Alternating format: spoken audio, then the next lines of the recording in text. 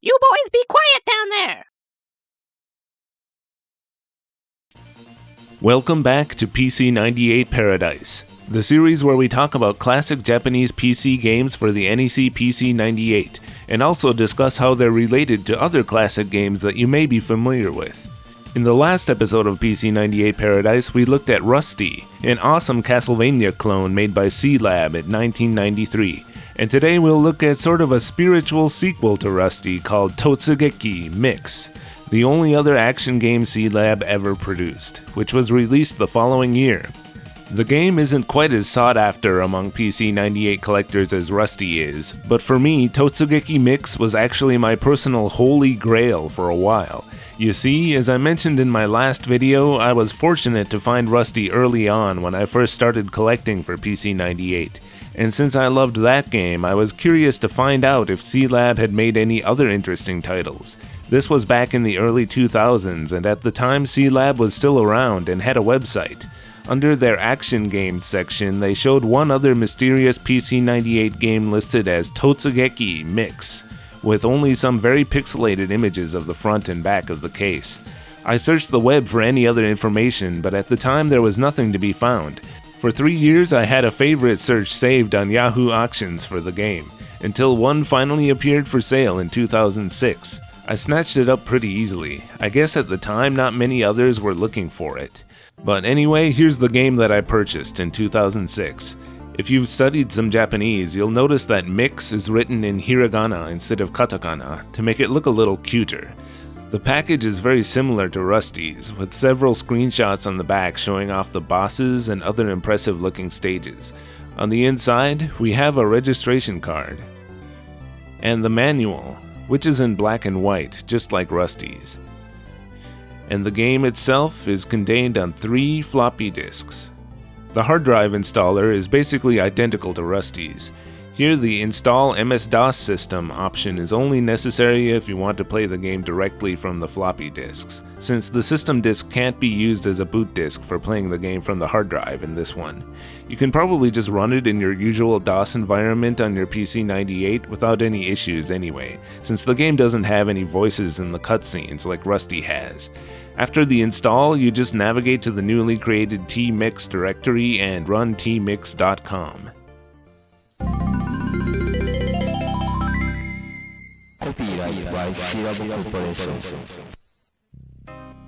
In the opening, we're introduced to our villain named Galuf, who sends some sort of meteorites down to a village. Out pop little elves, clowns, blobs, and even boxing kangaroos. All the villagers and their dogs and chickens flee in terror. Meanwhile, at the Great Castle, the Queen's Fairy reports that all the villagers are likely to be eaten. You heard that right, these monsters are carnivorous. That poor chicken's a goner. Then Galuf appears in the castle to steal the Mahojin, 3 magical orbs that protect the kingdom. So with little choice, the Queen orders the fairy to take the Mahojin and flee.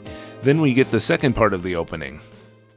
Oh yeah, we're walking along, oh yeah, we're walking along, hello, we're here, don't see anybody walking along, oh yeah, we're singing a song, be sure to check out our animation.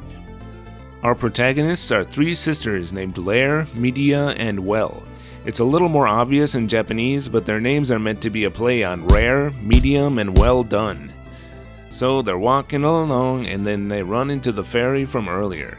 She has a request of the 3 sisters. Wait, I know! 3 sisters? 3 magical orbs? She's going to lend each of them one of the Mahojin so that they can use their power to save the kingdom. I know! You're a lion, and you got a tag poked in your paw, right? I got a tag stuck in my butt! Actually, the fairy says she dropped the 3 orbs of the Mahojin on the way here, and she wants them to help her find the Mahojin and save the kingdom. Okay, that works for a premise too, I guess. You'll notice that this opening is all within the game engine, and unlike Rusty, it doesn't feature any character artwork. I should probably also mention that there's no English patch for this game, but that's no big deal since the only dialogue is in the opening and ending. At the title screen, one glaring omission is a sound test, which was quite nice to have in Rusty. We do get a choice, however, to play the game in either easy or normal mode. Start it up and immediately we're taken to the character and stage select. Gotta love that 90s dance music with all the PCM samples. Let's just start by playing Lair on this cake stage on the left. So, for the most part, this game is just like Rusty, except this time, instead of a gothic Castlevania clone, it's a colorful, cute platformer that doesn't seem to be a copy of any particular game. The gameplay is exactly the same, except for a couple of minor differences. In this one, you can crawl around while crouching. The other more subtle difference is that they got rid of the running jump. In this one, if you jump while running, you'll just get a regular jump with the same height and distance as a walking jump. Accidentally running while attempting to jump is one of the easiest ways to die in Rusty, so I'd say this was a wise change. I also think that the walking and jumping animation is much more fluid and natural than in Rusty, and I like the idle standing animation, especially Midia's with her arms behind her head. They've also added some animation for when you're standing on the edge of a platform, which was pretty common in 90s platformers like Sonic the Hedgehog. But of course, one of the main differences between Rusty and Totsugeki Mix is that you have 3 unique characters to choose from. Lair has a whip that is pretty much identical to Rusty's. At a few points, she can even use it to swing, allowing her to reach a few items that the other 2 can't. Well has sort of a yo-yo type weapon. It has the longest reach, but it's very slow and weak. Some enemies that can be killed in one hit with the other 2 characters require 2 when using Well's yo-yo. At a few points, Well can also push blocks around in order to get across spiked floors. Finally, there's Media. Her attack has the shortest reach, but it's the fastest. Best of all, her unique ability is a double jump. Who doesn't love games where you can double jump? You know these jumps that are like double Jumps? you know? This game still has the Castlevania-style jumps where you can't change the trajectory after leaving the ground, but with the double jump you can at least change the direction for the second jump. Feels like playing Super Ghouls and Ghosts. It's so much easier to get around with Media. She can reach some items that neither of the others can. Having 3 well-balanced characters to choose from might have been more fun, but instead, Totsugeki Mix has a clear hierarchy of easy and difficult to use characters. I tried to get footage using all 3 characters, but given a choice, I'd probably use Media for almost the entire game. She's the only one whose unique ability can be used at any time. But anyway, let's play through Area 1A as Lair. Hey, there's an enemy they reused from Rusty, and it's that annoying one that can't be killed, only temporarily stopped. Looks like they redrew it a bit to make it look a little cuter in this one though. There aren't any keys to find in this one like Rusty has, so you can pretty much just go forward and reach the boss. This game has some wacky bosses. Check out this pirate parrot and his parrot ship. Unfortunately, they decided to reuse the boss death scream from Rusty, which really doesn't fit any of the bosses here in my opinion. It is cool though that each of the playable characters has her own unique voice for when she uses sub-weapons, dies, or clears a stage. Well says, Media says, and Lair says. Next, let's do stage 1B in the middle. Hey, the music is the same. While Rusty had awesome unique tunes for each stage, Totsugeki Mix reuses 3 different BGMs for the main 9 stages.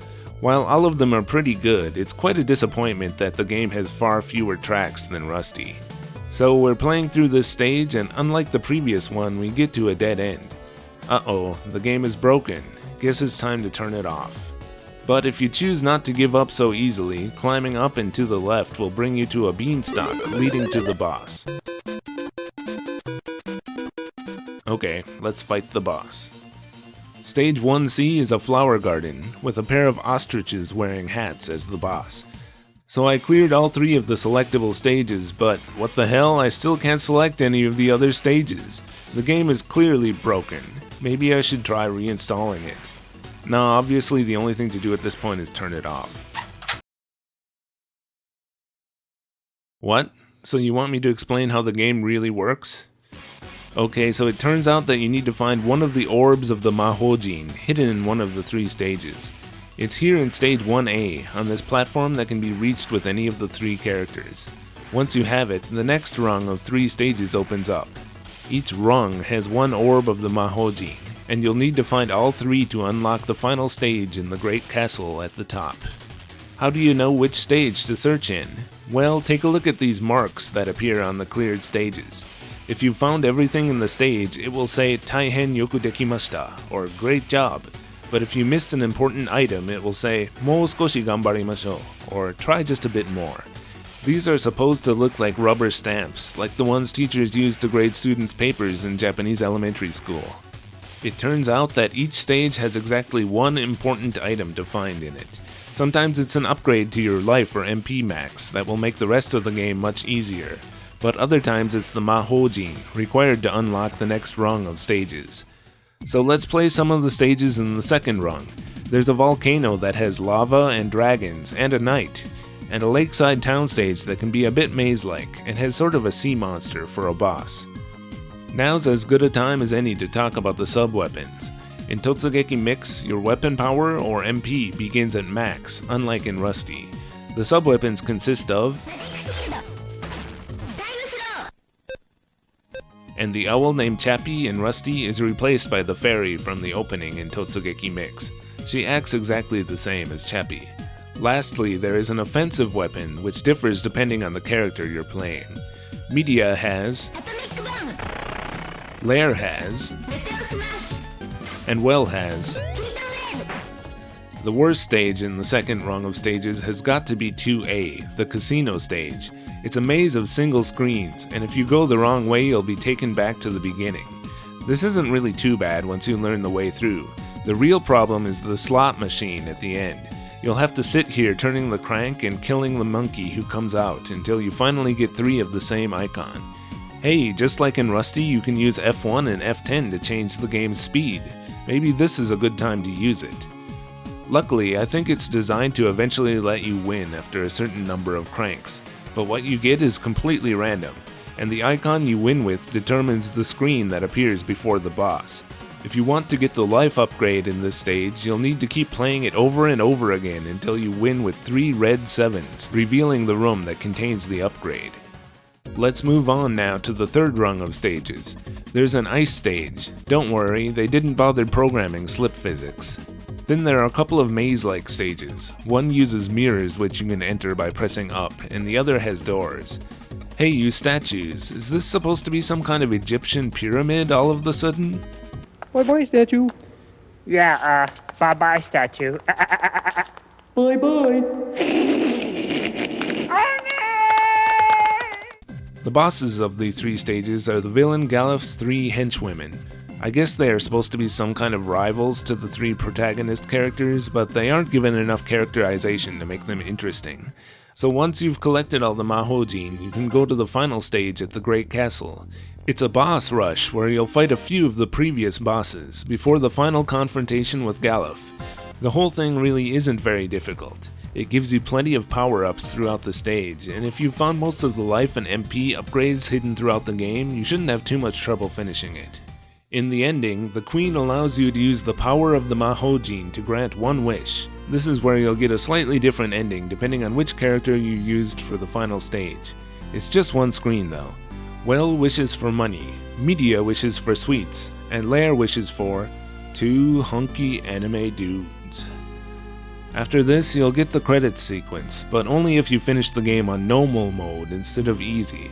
The game was developed by almost exactly the same team of creators as Rusty. So overall, I think Totsugeki Mix is a lot of fun, whereas Rusty is a difficult game that forces you to explore the stages more organically by giving you keys and useful power-ups. The gameplay of Totsugeki Mix is generally a lot easier, but they tried to extend the playtime by having you replay the stages multiple times with different characters in order to find a valuable item hidden in each stage. Joke's on them though, I managed to clear the entire game in less than 15 minutes using only Media.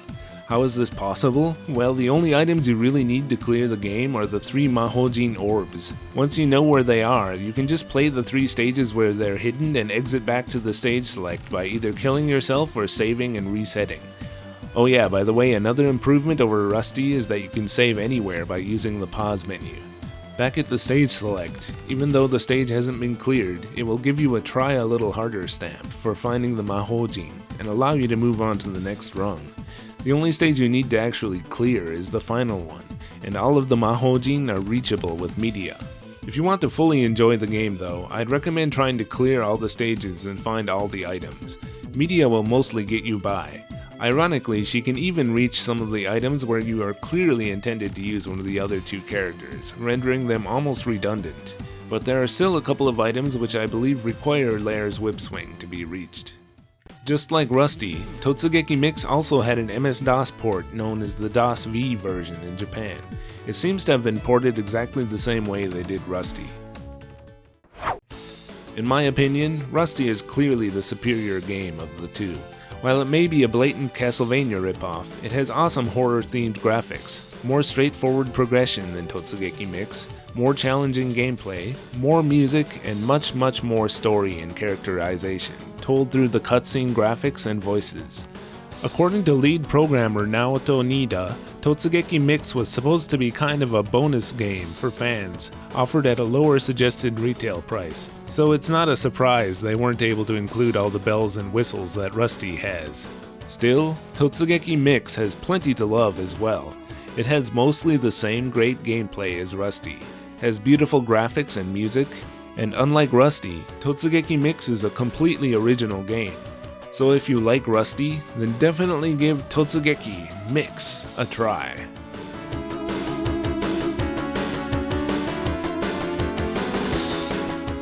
Thanks for watching this episode of PC-98 Paradise. If you enjoyed it, then the most helpful thing you can do is recommend this video and channel to others who might be interested.